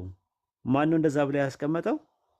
ይሄ ዲዮናሲዮስ የሚባለው ዘእስክንድርያ የሚባለው መናፍቅ ነው የጻፈው ተብሏል። እና ራዕየ ዮሐንስ እንደውም ጠፍቶ ነበር ራሱ። አንድምታውን ብትመለከተው ራዕየ ዮሐንስ ምዕራፍ 22 ቁጥር 18 ላይ ብትመለከተው ጠፍቶ ዮሐንስ አፈወርቅ ተገለጠልኝ ብሎ አሁን ያለው ራዕየ ዮሐንስ የጠፋ ዮሐንስ ግን አፈወርቅ የሚባለው ተገለጠልኝ ብሎ የጻፈው ነው ብሎ ነው የሚያስቀምጠው አንድምታው ላይ። ግልጽ ነው። ኦኬ ኡስታዝ። በጣም ግልጽ ነው። መጨመር ጥያቄ ትችላለህ። እሺ፣ እነዚህ ኦሪት የሚባሉት ደግሞ ለሙሴ የተሰጠው 5ቱ መጽሐፍት ፈጣሪ ጽፎ ነው ለሙሴ የወረደለት ወይ ደግሞ እሱ ነው የጻፈው? ሙሴ ነው የጻፈው? የትኛው ነው? ለሙሴ የተሰጠው አንድ መጽሐፍ ነው ተጽፎ፣ ፈጣሪ ራሱ ጽፎ የሰጠው አንድ መጽሐፍ ነው። ኦኬ፣ አንድ መጽሐፍ ነው ጽፎ የሰጠው።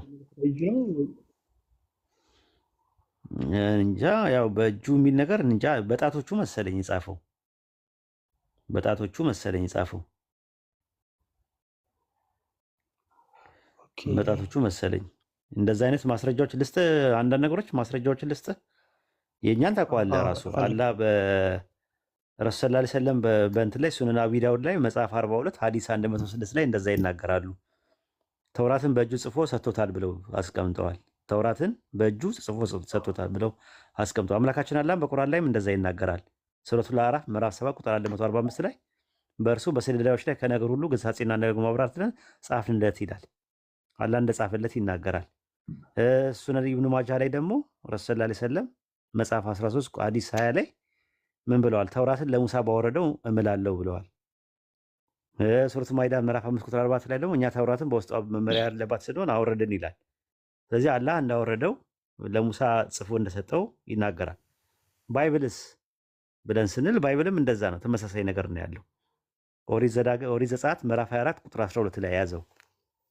ያህዌ ሙሴን እንዲህ ያለው ወደ እኔ ወደ ተራራ ውጣ፣ በዚያም ሁን፣ እነሱን ታስተምር ዘንድ እኔ የጻፍኩትን ቶራን ትእዛዝና የድንጋይ ጽላት እሰጥሃለሁ አለ። 3 ነገር እኔ የጻፍኩትን ቶራ፣ አማርኛው ህግ ነው የሚለው፣ የዕብራይስጡ ቶራህ ነው የሚለው፣ የአረብኛው ደግሞ ተውራት ነው የሚለው፣ የግዕዙ ደግሞ ኦሪት ነው የሚለው። እኔ የጻፍኩትን ቶራህን አለው። ቶራህን እሰጥሃለሁ። ሀ ቶራ ነው የሚለው። ሀ ቶራ ማለት ዴፊኒት አርቲክል አድርጎ ነው። ከዛ የድንጋይ ጽላቱን ደግሞ በሚል ነገር ይላል እና በሚል ነገር ለይቶታል። እሰጥሃለሁ አለው። ስለዚህ ለሙሳ አለይሂ ሰላም ተውራትን ጽፎ ነው የሰጠው። እኔ የጻፍኩትን ቶራ እሰጥሃለሁ ነው ያለው። ግልጽ ነው።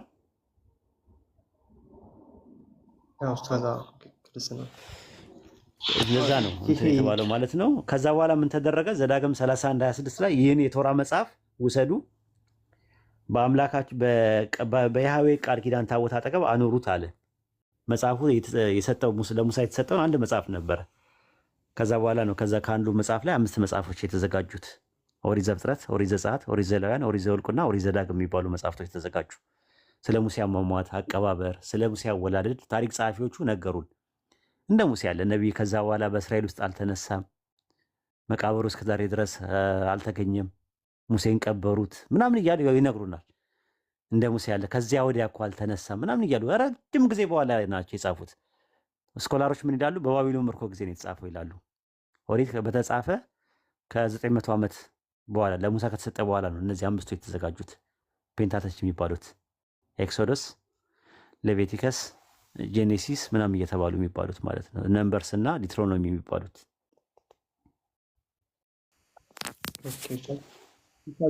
አሁን የመጨረሻውም ማለት ነው ይሄ ዘዳግም 34 ላይ ያለው እንደ ሙሴ ያለ ነቢይ አልተነሳም የሚለው ሜቢ ከአንዳንድ ሶስት ሰምቼ ይሆናል።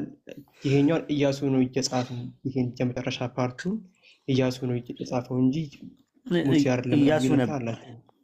ኢያሱ አይሆንም። ኢያሱ የማይሆንበት ምክንያት አንደኛ ከኢያሱ በኋላ ያለ ነገር ነው ታሪኩ የሚጀምረው። በተጨማሪ እንትን የምትለው ማለት ነው። አሁን ለምሳሌ ዘጸአት 16:35 ላይ ያው የእስራኤል ልጆች ወደሚኖሩበት ምድረ በዳ እስኪመጡ ድረስ 40 ዓመት መና በሉ፣ ወደ ከነዓን ምድር ድንበር እስኪመጡ ድረስ መና በሉ አለ። ወደ ከነዓን ምድር ድንበር እስኪመጡ ድረስ የሚለው ጸሐፊ እና ተናጋሪ ወደ ከነዓን ድንበር ከመጡ በኋላ ያለውን ነገር ነው የሚያሳየው። አንድ ያዝልኝ። ዘጸአት 11:3 ላይም ያህዌ በግብፅ ፊት ለሕዝቡ ሞገስን ሰጠው፣ ሙሴ በፈርዖን በባሪያዎቹና በሕዝቡ በግብፅ ላይ ሀገር ላይ እጅግ የከበረ ሰው ነበር አለ። ሙሴ በፈርዖንና በባሪያዎቹ ላይ በሕዝቡ ላይ የከበረ ሰው ነበር የሚለን ማን ነው? ሙሴ አይደለም የሚለን። እንደገና ደግሞ ስትመለከተው ከኢያሱ በኋላ ነው የተቆረቆረች ከተማ አለች። ለምሳሌ ኦሪት ዘፍጥረት ምዕራፍ 12 ቁጥር 6 ላይ ያው አብርሃምም እስከ ሴኬም ስፍራ የሞሬ የአድባር ዛፍ ድረስ በምድር አለፈ፣ የከነዓን ሰዎች ግን በዚያ ጊዜ በምድሩ ነበሩ አለ። አየህ፣ ከኢያሱ በኋላ ነው የጠፉት። ኢያሱ ከጻፋቸው ነበሩ ብሎ እንዴት ይነግረናል? የከነዓን ሰዎች በዛን ጊዜ ነበሩ የሚለው ጸሐፊና ተናጋሪ እስራኤላውያኖች ከነዓን ከወረሱ በኋላ ያለ ሰው እንጂ ሙሴ ራሱ አይደለም። ሙሴ የሞተው እስራኤላውያኖች ከነዓን ከመውረሳቸው በፊት ነበር የነበረው። ዘፍጥረት 36:11 ላይም እንደዛ ነው የሚናገረው። በእስራኤል ልጆች ላይ ንጉሥ ከመኖሩ በፊት በኤዶም የነገሱ ነገስታት ይላል። በእስራኤል ላይ ንጉሥ ሲነግሱ ኢያሱም አልነበረ፣ ሙሴም አልነበረ። የእስራኤል ልጆች ውስጥ ንጉሥ መንገስ ከጀመረ በኋላ ያለ ሰው ነው ታሪኩን እየነገረን ያለው። ኦሪት ዘፍጥረት 14:14 ላይ ተመልከተው። አብርሃምም ደግሞ ምን አደረገ? እስከ ዳን ድረስ ሄደ ይላል። ዳን የምትባለው ከተማ መቼ ነው የተቆረቆረችው? ኢያሱ ከሞተ በኋላ፣ ሙሴ ከሞተ በኋላ ነው የተቆረቆረችው። የቱ ጋር ማግኘት ትችላለህ? መጽሐፈ መሳፍንት ምዕራፍ 18 ቁጥር 29 ላይ ታገኘዋለህ። ስለዚህ ፍለጋቸውን ተከትሎ እስከ ዳን ድረስ ሄደ የሚለው ጸሐፊና ተናጋሪ ከመሳፍንቱ በኋላ ያለ ሰው እንጂ ሙሴም አይደለም ኢያሱም አይደለም። ግልጽ ነው። ሰላም አለይኩም ወራህመቱላሂ ወበረካቱ። ወአለይኩም ሰላም ወራህመቱ። ዩሱፍ ተመለሰልህ?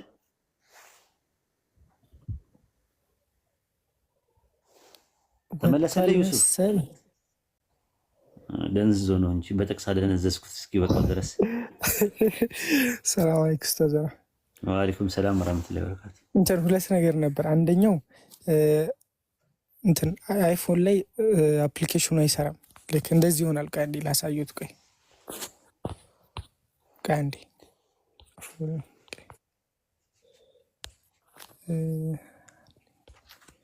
እንደዚህ ይሆናል። አላቅም ምን እንደሆነ። አፕዴት ገና በጣም ብዙ ሰው አወረደው ነው። በጣም ብዙ ሰው አወረደው። ገብተዋል። ብዙ ሰው አወረደው እና ለዛ ነው የሚጨናነቀው። አይ መጀመሪያ ያወረዱት ሰዎች ተጠቅመዋል። አሁን ግን ሰው ሊያወርደው ሲለው በጣም ብዙ ሰው አወረደው። አሁን ወደ 2000 ሰው ሊያወርደው ነው። 24 ሰዓት ሳይሞላው እንደዚህ እኮ በጣም አስደንጋጭ ነው። ብዙ ሰው ነው በጣም ያወረደው በአንዴ። ሁለተኛው ደግሞ የሆነ ጥያቄ ነበረኝ። አንድ ሰው እያስገባለሁ፣ ቆይ ይመጣል። እሱን ትንሽ ትለበልልኛለህ? ቆይ ለማንኛውም ቆይ እጃ አንዴ እመለሳለሁ። ቆይ ታስገባኛለህ?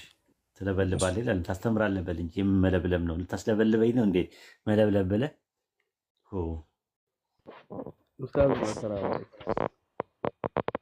ወአለይኩም ሰላም ወራህመቱላሂ ወበረካቱ። ምን አልከኝ? ደህና ነኝ ያለው አልሐምዱሊላህ ሰላም ነኝ ያለው። ማሻአላህ እንትን ነበረ ኡስታዝ።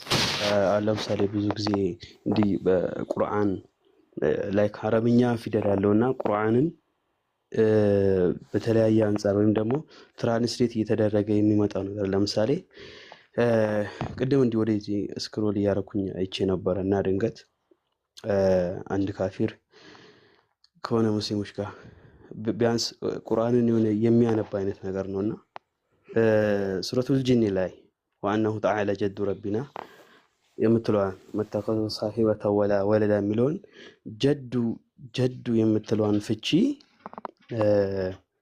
ጉግል ትራንስሌት ያደርገውና ሸዳው የሌለውን ማለት ነው። ሸዳውን ሳይኖረው ከዛ አያት ይላል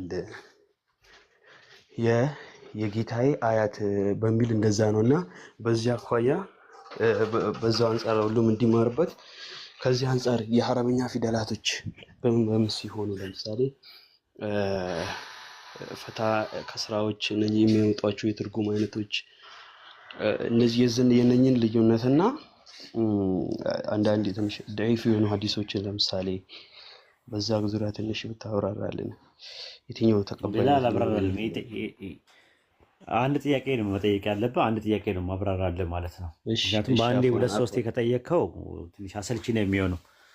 አንድ ጥያቄ አፎን እሺ ነው። ሱረቱል ጂን ምዕራፍ 72 ቁጥር 3 ላይ ያለውን ነው አይደለ? የጌታችን ክብር ላቀ ይላል። ክብር ለሚለው የአረብኛው ቃል ጀድ ነው የሚለው። ጀድ ማለት ሶስት ትርጉም አለው። አንደኛ ማለት አያት ማለት ነው፣ ግራንድ ፋዘር ማለትም ነው። እንደገና ደግሞ ጀድ ማለት የምር ማለትም ነው። የተለያየ ትርጉም አለው፣ አውዱ ይወስነዋል።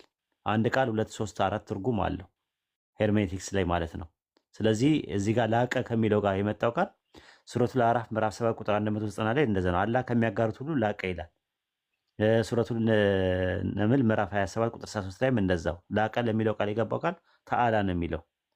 ስለዚህ ኡሉን ነው የሚያሳየው፣ ልዕልናውን ነው የሚያሳየው። ከዚህ አንጻር አምላካችን አላህ ግራንድ ፋዘርም ደግሞ የለውም፣ አያት የለውም። ለምን? በደርሶ አላህ አንድ ነው፣ አልወለደም አልተወለደም ስለሚል። ስለዚህ ምንድነው የቋንቋ ነገር ማዕና ሉጋዊ የሚባል ነገር አለ። እንደገና ደግሞ ማዕና ሸሪዒ የሚባል ነገር አለ። አንድ ቃል ቋንቋዊ ፍቺ ሲሆን ሸሪዓዊ ፍቺ ደግሞ ብዙ ትርጉም ይኖራል። ለምሳሌ ተእዊል ማለት ምን ማለት ነው? ተእዊል ማለት ሲባል መጨረሻ ማለት ነው አይደል? መጨረሻ በሚል ይመጣል። ግን ተእዊል ማለት ደግሞ ኢንተርፕሪቴሽን በሚል ደግሞ ይመጣል በቁርአን ውስጥ። አንድ ቃል ሁለት ትርጉም አለው ራሱ ኢስሙል ሙሽተሪክ ይባላል እሱ በአረብኛ። ተመሳሳይ ቃል የተለያየ ትርጉም ያላቸው ሀሳብ ሆሞኖሚ ይባላል በአረብኛ ማለት ነው። ስለዚህ ጀድ የሚለው ቃል ቀዳማይ፣ ጥንታዊ፣ ክብር፣ ሞገስ፣ አያት፣ የምር በሚል ይመጣሉ። ረሱል ሰለላሁ ዐለይሂ ለምሳሌ ምን ብለዋል? ሶስት ነገራቾች የምርም ይሁን የምር ናቸው፣ የቀልድም ይሁን የምር ናቸው፣ እነርሱም ትዳር፣ ፍቺና መማለስ ነው ብለዋል። የምር ለሚለው የአረብኛ ቃል አሁን ጀድ ነው የሚለው እዚህ ጋር። ስለዚህ ጋር አሁን ጀድ የሚለውን አያት ብለህ ብታመጣው ትርጉም አይኖረውም። ሶስት ነገራቶች አያት ይሁኑ አያት የቀልም ይሁኑ የአያት ናቸው፣ እነርሱም ትዳርና ፍቺ መማለስ ትርጉም ይሰጣል? አይሰጥም። ስለዚህ ጎግል ላይ ራሱ ስትገባ ራሱ ጀድ የሚለውን ቃል ወደ 4 ወደ 5 ትርጉም ነው የሚሰጠው። ለምሳሌ እንየው፣ እኔ በአረብኛው ሰርች አድርጌ ላሳየ ጎግል ላይ በጣም እንትን ነው ራሱ እንደማያውቁ የምታውቃቸው እሱን ነው። ከዛ ወደ ቁርአን እንትላለን እንመለሳለን ወደ ነበረው ማለት ባይብል ላይ እንገባለን፣ ተመሳሳይ ሙግት ማለት ነው። እና አሁን ይኸውልህ እዚህ ጋር ቪዲዮ ልክፈት።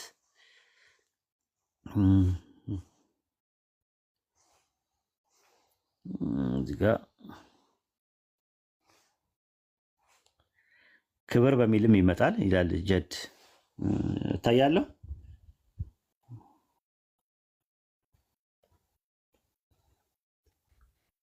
አልተከፈተም ኡስታዝ። ሴቭ አድርገው አትታይም ኡስታዝ። ማለት ልታይ ነበረ ራሴ ገልብጬው ብታይ ይታያል። እዚህ ጋር አረብኛ ጀድ የሚለውን ቃል ነው የፈለከው። እሺ ይታያል። 7 ትርጉም አለው።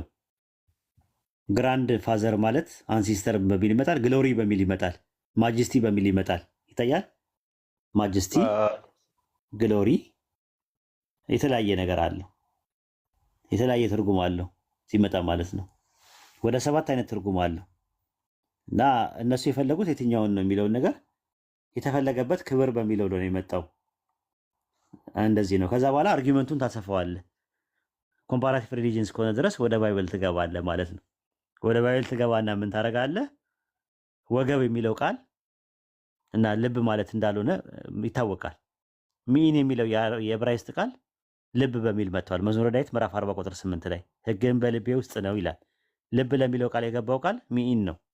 ግን ሚኢን የሚለው ቃል ሌላ ቦታ ላይ በተን ሆድ ተብሎ መጥቷል።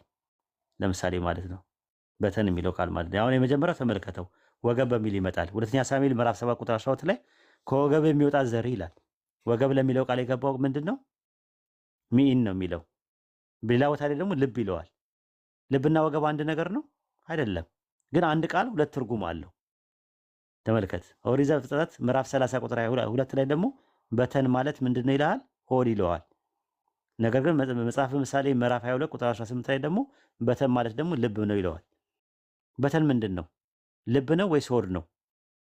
ለዛ ነው በግሪክ ወይኔ ከሄድክ ደግሞ ኪሊያስ ማለት ማዕፀን ማለት ነው። ሉቃስ 1:42 ላይ ስትመለከተው አንቺ የተባረክሽ ነሽ አለት፣ የማዕፀንሽን ፍሬ የተባረከ ነው ማዕፀን ይለዋል። ነገር ግን ዕንባቆም 3:16 ላይ ስትሄድ ደግሞ እኔ ሰምቻለሁ ልቤ ደነገጠ ይላል። ልብ ለሚለው ቃል የገባው ኪልያስ ነው፣ ተመሳሳይ ነው እና ማዕፀኔ እያለ ነው ዕንባቆም ወንድ እኮ ነው። ዕንባቆም ምንድን ነው? እኔ ሰምቻለሁ ማዕፀኔ ደነገጠ። እንደዛ ነው የምትሄደው። ኪልያስ ማለት ምን ማለት ነው? ማዕፀን ማለት ነው። ግን ኪልያስ ማለት ልብም ማለት ነው። ግን አሁን እነሱ እንደሚሉት ሂድና ኪልያስ ማለት ማዕፀን ነው በሚለው ሂድና ዕንባቆም 3:16 ላይ ስገባ ልቤ ደነገጠብኝ ይላል። ማዕፀኔ ደነገጠብኝ ያለ ነው ዕንባቆም። ዕንባቆም ማዕፀን አለው? ረመዳን ዕንባቆም ነብዩ ዕንባቆም ወንድ እኮ ነው። ማዕፀን አለው? ማዕፀኔ ምናምን ነገር አለ የለውም ኡስታዝ። እና እንደዛ ነው ይኸውልህ። እኔ አንዳንዴ ራሱ የሚገርም ነገር ሚስቴ ስታረግዝ ያቅለሸልሸኛል። እኔ ራሴ አንዳንዴ ወደ ላይ ይለኛል ብታይ። አንዳንዴ በቃ ምን እንደሆነ አላውቅም። ረመዳን ትስቃለህ አይደል? ምን አለብህ? እሺ ለዛሬ ይብቃል። ሰላም አለይኩም። እሺ ወአለይኩም ሰላም ወራህመቱላሂ ወበረካቱ። እሺ ለዛሬ ይብቃን ኢንሻአላህ። ደከመኝ፣ ቀንም ገብቼ ነበረ። ጃቢሮ አለ ኡስታዝ አፏን ግን አንድ ጥያቄ ነበር መጠየቅ እችላለሁ? አይ አላሳዝንም። ኧረ ተው አላሳዝንም። ለነገ ማደር አይቻልም። እኔን ቀጥቅጣ ልገለኝ ያገኘሁት ኡስታዝ። ተው ግድ የለህም ተው። መርሐባ። እሺ ኡስታዝ እረፉ ኡስታዝ አብሽሩ። እሺ ኡስታዝ ሰላም አለይኩም። ወአለይኩም ሰላም ወራህመቱላሂ ወበረካቱ። እንዴት ነው? ሰላም ነው። ማን ነው የሚያወራው? ጃቢር ነህ? ደክመዋል ማለት ነው። አንተ ልጅ ቀን ስታወራ ነበር ያልከው? ተኝቼ ነበር፣ አሁን ተነስቼ ነው። ትዘጋለህ አሁን? ታወራኛለህ? ልደውልልህ? ደውልልኝ። ምክንያቱም ትናንትና ተሸዋወድን። ተመልሼ ስደውልልህ አታነሳም ስልክ። ሰላት የሰገድኩ ነበር። ኦኬ። ታዲያ ከዛ ካየው በኋላ አትደውልም ነበር? ጦጣ ደወልኩ፣ አታነሳም እኮ። ድጋሚ እኮ ነው የምልህ እኮ እኔ ከዛ በኋላ ስደውልልህ አላየኸውም አንተ። ኦኬ ሜቢ እንደዚያ ይሆናል። አሪፍ ነው። በቃ እንትን በልና ቀጥሉ እናንተ። እኔ ለረፍ ቀን ገብቼ ነበረ ጃቢሮ። እኔ አስተናግዳቸዋለሁ የፈለጉትን፣ ችግር የለም። የኔ ጥያቄ ግን ጠጠር ይልብሻል። አይ ችግር የለም። አንድ 2 ደቂቃ ስጠኝ አውራኝና እኔ ልተኛ ደክሞኛል። ሌሎች ይቀጥሉ ጃቢር። እሺ ኡስታዝ ችግር የለም። በሱረቱል አንቢያ ላይ ቁጥር 30 ላይ ኧረ በለው ቆይ ረቂቅ እኔን ነው ያለኝ።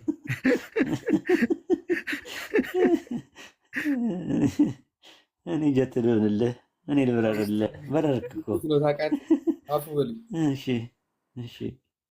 አንተ ምንድን ነው ሜርኩሪ ነህ? አንተ ምንድን ነህ እንደዚህ የምትበረው? ሰላም አለይኩም ወራህመቱላህ። ወአለይኩም ሰላም ወራህመቱላህ ወበረካቱ። ሰላም ብያችኋለሁ ኡስታዝ። አልሐምዱሊላህ። በቃ ኡስታዝ ውጣ። አላህ ይጠብቅህ። አሚን።